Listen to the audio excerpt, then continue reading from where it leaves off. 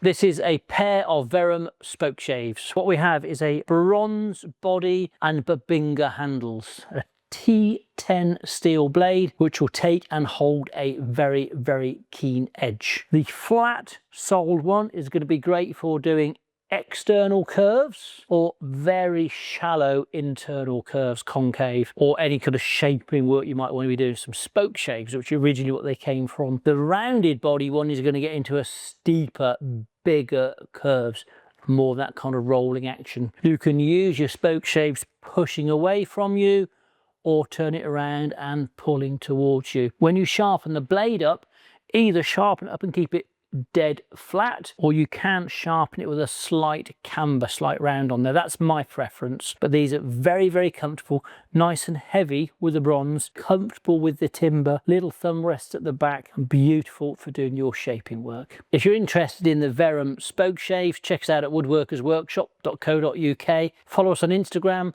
Facebook, and keep watching our YouTube videos.